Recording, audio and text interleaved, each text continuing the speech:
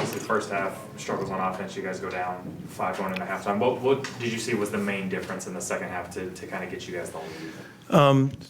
Two things. I thought we didn't, the last 4 or 5 minutes of the half, I think they scored 10 straight down the stretch in the halftime defensively. We just had some lapses. But offensively, especially away from our bench, early on with our guards, getting us into stuff. We were pushing it, and then we weren't flowing into much. And in front of our bench, we were flowing into a lot better stuff. We were going downhill. We had better offensive possessions. I thought we were way more aggressive going downhill. I thought we were kind of going a little bit side to side in the first half. Just up, down, and the sideline, side to side. And we were right out of the gate, we were talking, first play of the half, we were talking about some things actions we do and get us going downhill. Get to the paint, go downhill. Duke got to the rim. Jalen Moore got to the rim. Fears got to the rim. Glenn drove it to me. We were getting downhill a lot more, being aggressive. And I thought that was some of the things we were doing with the ball screens. But when we have drought scoring, we're going to have them, especially with Bryson and Jadon out. Those are two weapons that are really can quick trigger threes. Is we've got to defend and rebound. And in the second half, I thought we defended and rebound. We gave up 6 offensive rebounds to a team that we watched get 14 the other night. We forced 20 turnovers. We only had 9 ourselves. We did a lot of things we can hang our hat on. I got to give credit to the Oklahoma kid. I thought Micah Thomas, he's 2 points off his career high. 20. I thought he was terrific. He kept him in the game, made tough shots, battled. That team, I give them credit. I thought they played hard and physical. They're long. They were coming to block shots at the rim, like we're going to see. And that's the thing with the portal and this being the last year of 5th year COVID. You're seeing some parity. You're seeing some teams that are not going to quit. They're older guys with pride and a lot to play for. And I thought Northwest State, they had a lot of pride and a lot to play for. Will Colton and Bob. Porter, Jalen's 19 of his 23 points came in the second half. Just what did you see from him in the second half? Going downhill, we were just trying to be aggressive and go downhill with him. It creates rotations when other people go downhill. I thought we had way better movement going downhill. He finished. He got to the foul line. That always gets guys going, is getting to the foul line. He got to 7 for 8 from the free throw line. That always gets it going. He stepped in and knocked down a big shot. I thought Glenn struggled in the first half, and he answered the bell at halftime. I thought he had back-to-back big baskets, a drive from the wing and a 3. I thought he had back-to-back big baskets. Just got to get better, just in finding some offense. But the thing that I think we can build on as a trait is how they responded at halftime. And they went out and were aggressive to just not fall into the win. I thought they were very aggressive in the second half to go win the thing. Yeah, Porter, Jeremiah had 4 turnovers in the first half, but just kind of ride that wave with a true freshman, and just happy to see the way he bounced back in the second half. Yeah, absolutely. He, it's going to be part of his growth process. He can make so much happen, and he's got so much speed that we need. He can go downhill. He can get rotations going better than anybody on our team.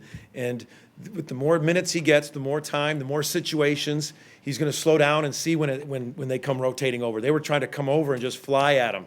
And hands going everywhere, playing off 2 feet, making the simple pass. Hey, I just drew 3. Maybe it's a simple pass. Film study, minutes, experience.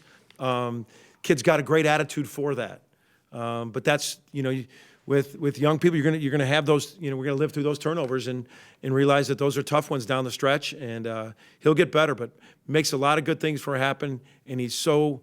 It was one of the first things he said when we walked in the locker room. Like, no one had to say anything about the turnovers. Like, he knew, like, I'm going to be better. Like, he knew he was going to be better with the turnovers, and it's part of our growth process with him. But man, he does a lot of great things for us. But it's part of that growth. Mason and James. Porter, you talked about the impact of not having Bryson and Jadon. How encouraging is it to see, Dayton, Jacob, Luke get in and give you some quality minutes even when the game's tight? Yeah, I thought J. Cole did some good things defensively. He got one big rebound in traffic. We saw he did some really good switches. He was a bigger body. He stepped in a nice wide open shot. It looked good. Wasn't afraid to take it. Luke wasn't afraid to take a shot. Dayton came in there. So we're going to need to get those guys more and more minutes, because you never know. Just like that, boom. We haven't played without both Jadon and Bryson all summer, all fall, and all of a sudden, last week, Jadon went out and Bryson went out, just like that. You're down, two of your really long and a bigger guard. They're both, 6'4", defensive guys. So we need guys to get minutes, get confidence. And I thought J. Cole did a couple nice things. Dayton did a couple nice things defensively. James? I know in the first half, trailing in the first half, and I know Fierce comes in a regular rotation, but when you put him in, the pace changed and your offense got better. Did you start thinking at that point that, getting him in the game would improve your offense? I mean, were you thinking that when he came in? When he came in the game or when he came in August? No, he came in the game. I was thinking that when he came in August, he's going to improve our offense. Yeah, that was one of the big things that we felt just because of speed. We were going a little east-west. We weren't getting into the paint, and I think he gets the movement going.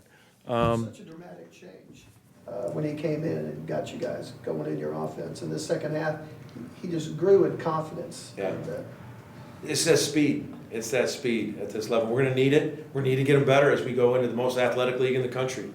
And, and we got to do some things. I thought we did some things pulling ball screens and got Duke downhill. Did some good things just to get Duke downhill, Kobe downhill. Jay Moore got downhill. It was good to see. Glenn was really aggressive off that wing drive. Change it the corner, and just he wasn't hesitant. He really got downhill. So we just need the athleticism and speed at this level is paramount, and Jeremiah brings that for sure. Sure. Porter, 14 threes in the first half, 7 in the second half. Was that something you talked about in the locker room, or just kind of the flow of the game? It was more of we got downhill a lot more aggressive. I don't mind 14 threes and a half. As a matter of fact, it's probably a little low. But I think we made such an emphasis of not just passing around the perimeter and being stagnant. And we did some things just to get us to the paint, get us downhill. And but I'm confident in the three. I want to utilize the three. And that's being said with probably our two best shooters not in the game. And but it wasn't intentional that we had that many threes. It was just we got to the rim. That was intentional. We were trying to be way more aggressive. Any additional questions for Coach? Go back to Bob. You mentioned Bryson, Jadon. Are they close? Is it a day-to-day thing? Yeah, Bryson's a day-to-day. Jadon might be a little longer, but it's trending upward. It's trending upward with him. We're confident. We feel like it's moving in a great direction. Bryson, it's one of those ankles that you guys have covered for decades. That it's, just when it's ready, it's ready. We're hoping it's sooner than later. It's no more than a traditional ankle turn that swelled up. And when he's confident that he can cut and not put him in jeopardy, we're going to play him. Cool. Porter, Stetson, obviously NCAA tournament team last year. What have you seen from them? I'll be able to answer a lot more tomorrow. I'm one of those guys that I don't do multiple. My assistants have it all. I'm about to go up and get completely loaded. I know they lost to Citadel tonight. I know they're very well coached. I know they're very fundamental. And so NCAA tournament team, like you said. So I'll know a lot more by midnight. If you want to call. All right. Don't want to call, though, but please don't.